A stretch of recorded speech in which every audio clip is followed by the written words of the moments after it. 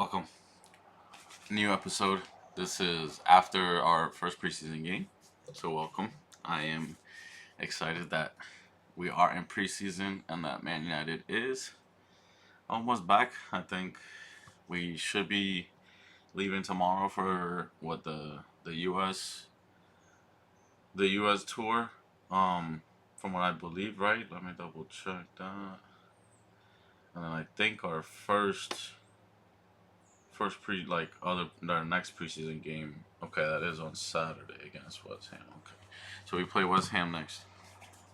Okay, let's talk about what's happened in the last couple of days after the Embola news came out after the first game. Like my thoughts on the first game. I thought that first preseason game was pretty much just preseason. I think as a player and as a fan, you watch it and you're like, yeah, it looks like preseason. You put in a couple starters, you put in some bench players, and then you play some youngsters, and you go out there and you try to run your team how you want it to be ran. But you know that it's not gonna be great. I mean, you have players who've never played with each other, who don't know anything really about each other, playing and trying to get used to each other, and that's what preseason is.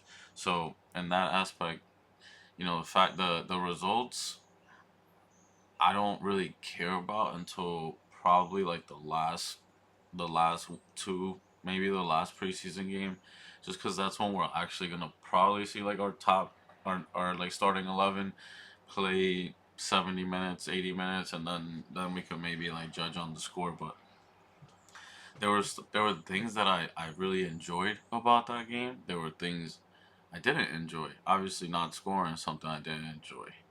Cheeto really not really having any good moments. Really, I mean, he had a couple little okay moments.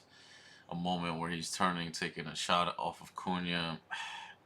It's hard. It might have been hard for him to see Cunha and stuff, but those those are things that come with experience, and those are things that come with like getting to know the players. Because as much as Cunha's been in the Premier League, as much as Cunha, might know how to speak English well, there's not a relationship there yet. So there's no way of communicating to leave that ball or anything like that. Um, so I can see like why that was a mess up there.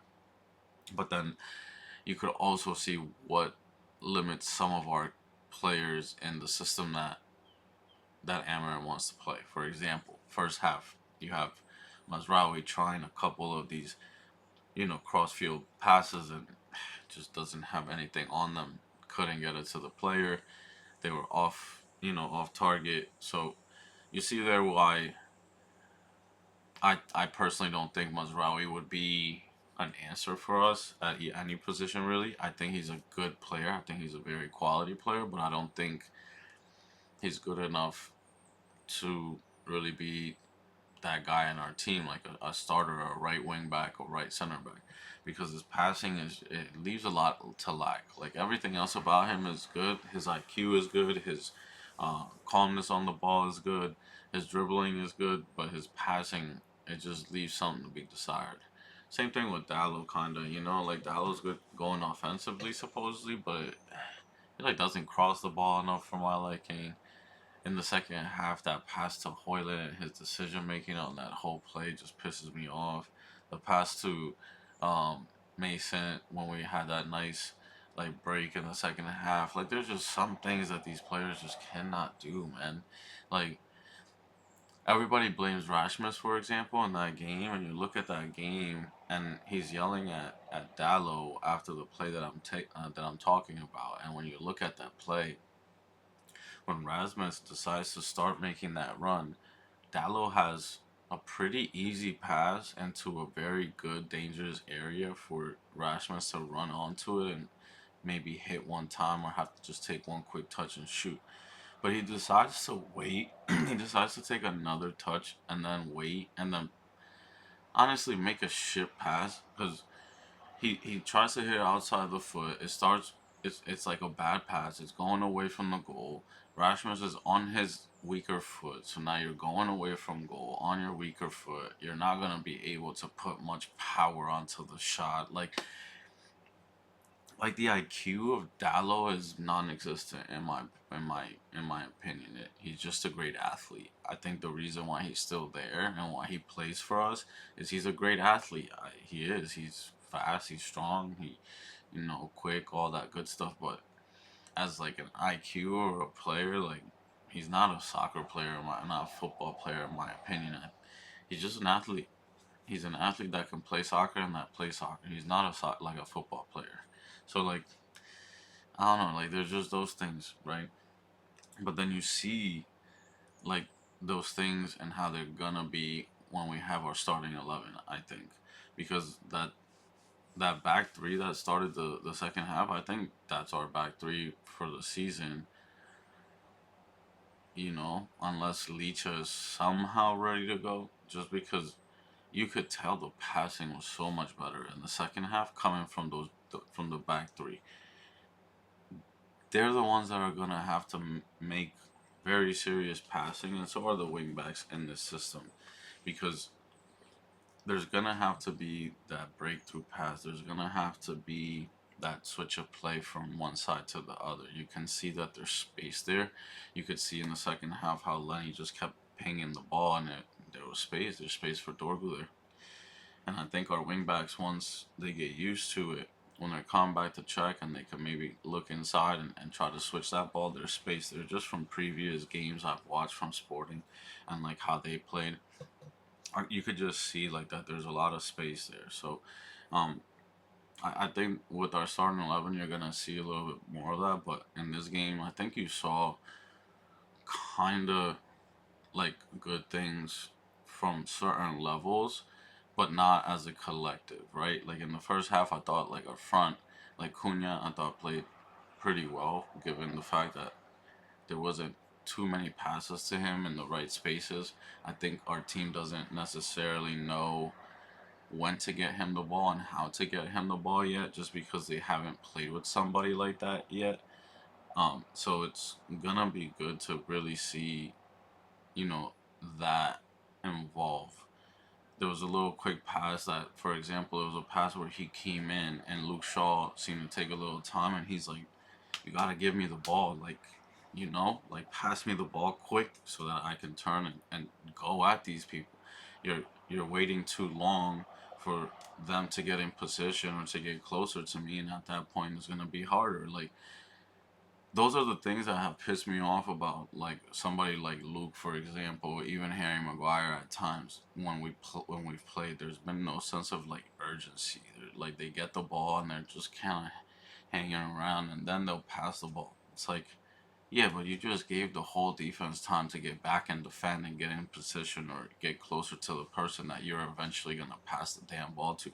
Like, if you're getting the ball, man, like get it and be already know. Like, if you're a professional, you have to already know where the hell you're going. Like, what your first option is automatically, man. Like, you should be looking around before you get the ball and be like, okay, that person's open. When I get it, that's who I'm looking for. There shouldn't be no, oh, I get the ball and I look up, oh, where am I going now? Like, this is professional, like, football, man. Like, you get it, you know it's going there, just play it, play the ball, and don't pass this ball soft to, like, somebody like Cunha. Like, Cunha has a great touch. A guy like Bruno has a great touch. You could play the ball a little bit firmer. Kobe Maynard, you could play that ball a little firmer. They can control that, and then they can go, but they get it in, it's a little bit quicker, and then they can go. So there was like little things that you could tell are gonna change. Like Leach is gonna be much quicker with that pass, or he's gonna get the pass into Cunha a lot better. Haven is also gonna do that. Lenny's gonna do that. So I wasn't even worried. Like there was nothing about that game that worried me. I'm not gonna sit here and be like, oh my god, we didn't score, blah blah. Leeds is gonna be a Premier League team, and we just jumbled up two different teams and played against pretty much their starters until like the 60th minute of the second half, because that's pretty much like their starters. So like Was I upset we didn't score? Sure. Did we have chances to score? Yeah. Just like last year, we couldn't score. But now we're gonna have Mbomo in, right? Mbomo comes in. Now you're starting Cunha and Mbomo up front, right? Sounds like we're going after a striker. Thank goodness. I've seen us linked to a couple different keepers. I mean Martinez, the young kid. I think he's 23 years old or something. I saw him play. He's got really good distribution. There was one thing about the saves that I liked, like someone like when the keeper has to dive to make a save. Our keeper, Onana, for example, his rebounds come like at a 45-degree angle back towards the field, right? So like he'll dive, but instead of the ball going towards like the sideline and the out of bounds, it comes back towards the field.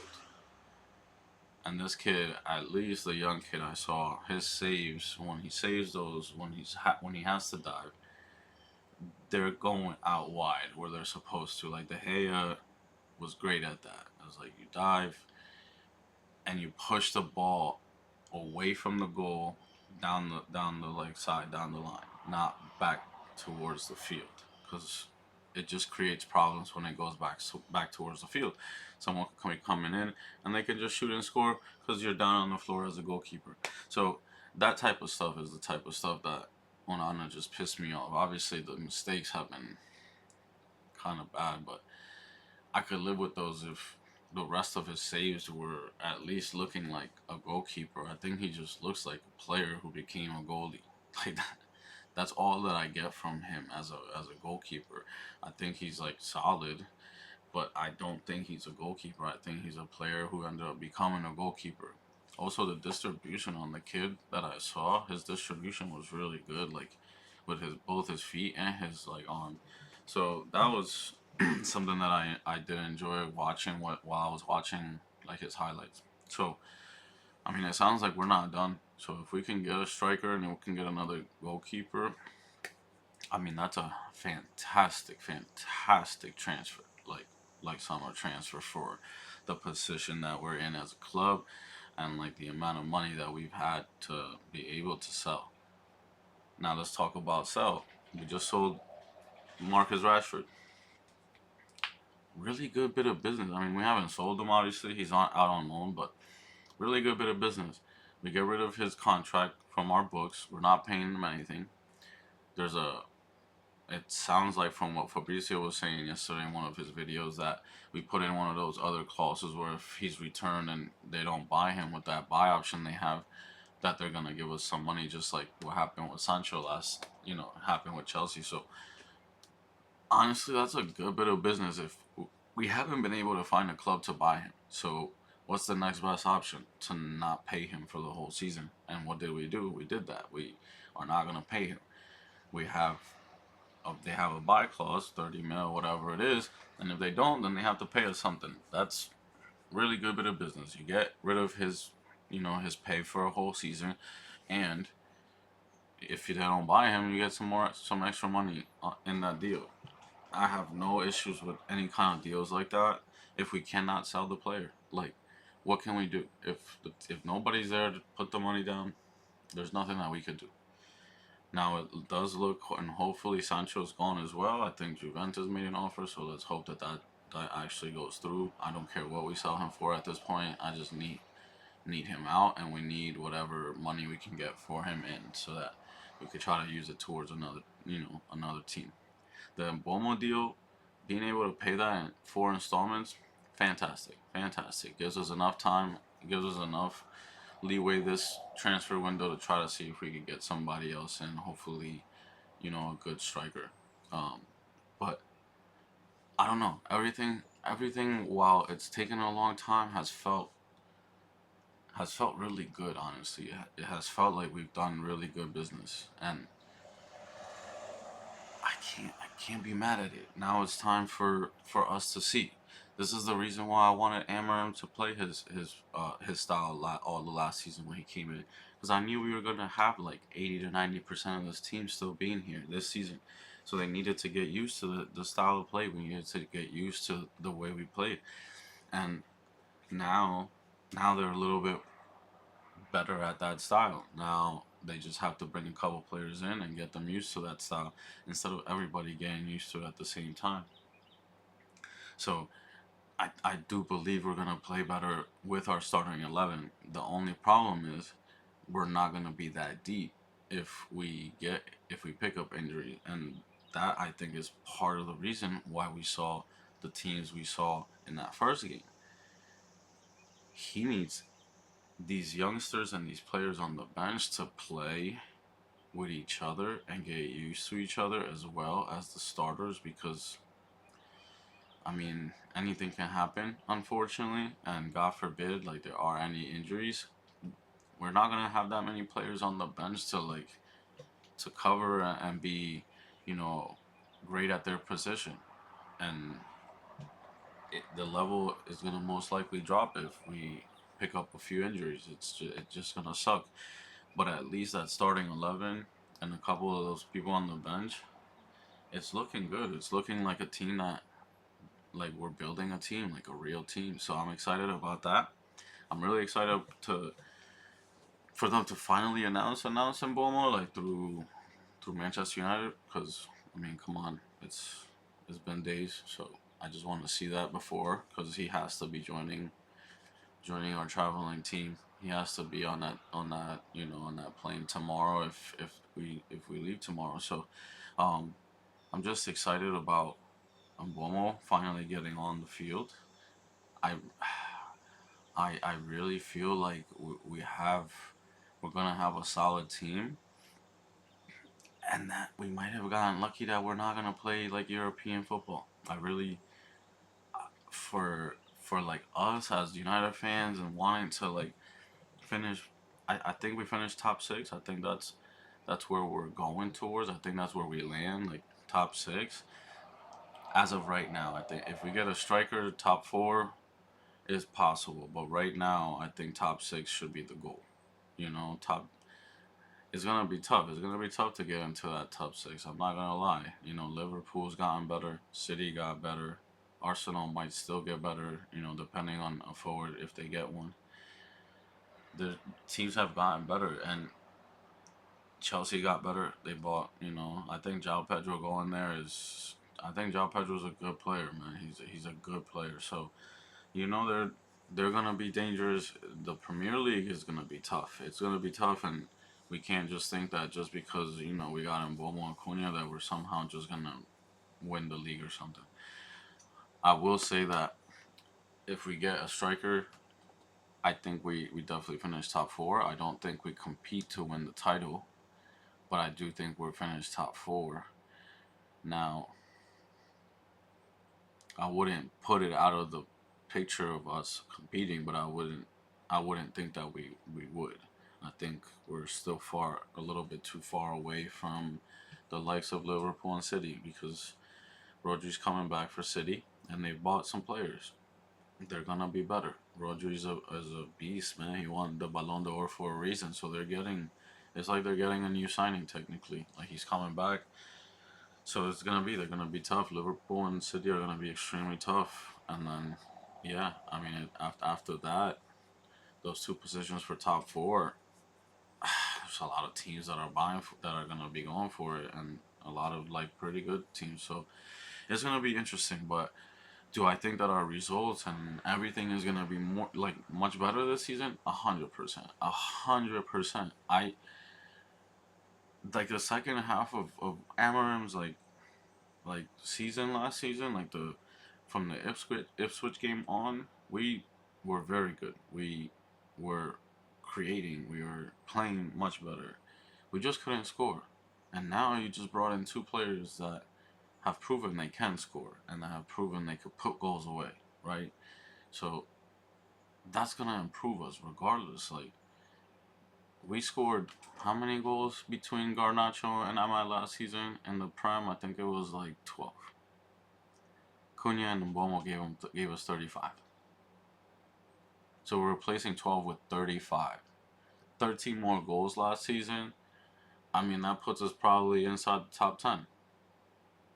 Like, there's no way that 13 more goals doesn't equate to us being probably in the top 10 last season. So I'm not sitting there saying, oh, yeah, we would have finished like great, but let's see, 42 points, 56. So 56 was 9 and 10 in Brentford and Bournemouth. So 13 goals. If you tell me that it doesn't equate to 12 more points or whatever it was, 14 more points, then 13 goals. Let's see, there were, how many ties did we have last season? Last season, United. Let me see, table. Full table. Because that was a short table. Alright, last season, Man United had 9 draws and 18 losses. 18 losses. Let's look at the matches. 1-0 Nottingham Forest. I think with Cunha and Bournemouth, that could easily be like a 2-1, 1-1 game, let's say. So that's 1 point. All right. 2-2 Everton easily could be a win. That's 3 points right there. That's 4 points, and that's just 2 goals. That's 2 goals out of the 13. Let's see. I don't think we lose to Wolves. That's for sure because Cunha, one, isn't on that team, and two, he's on our team. So that could be let's say 1 point. So that's 5 points out of, let's say, 4 goals. Okay. Ipswich tied 1-1. That's a win. So that's another 2 points. So that's 6 points out of 5 goals. Now we still have 8 goals to go. West Ham, I think we beat West Ham. That's 3-2. That's another 2 goals. That's another 3 points. So that's 7. That's 8 points. So if you look at it, like, there's a very, very viable that if we just had those two guys, we win more games easily and we finish way higher. So there's no if buts about it. I don't think of them both coming in this season already and us finishing top 10. That to me is easy. Is getting into the top 6 and top 4. Without a proper striker, we're not getting into those. Now, if we get a striker, then yeah, I mean we're definitely up there. The only problem for us is that we're losing. Like, all the guys that are going out technically are some of our better players, which sucks to say, skills wise, like danger wise, skills wise, that kind of best player is what I'm saying, not necessarily the best players. But Marcus Rashford, extremely dangerous. Extremely dangerous. If he was on our team last season and he Amarim used him, I think we win more games and we're higher up that ladder. I think we definitely beat Spurs in the final if Rashford's on the field. It's just he wanted to just take over.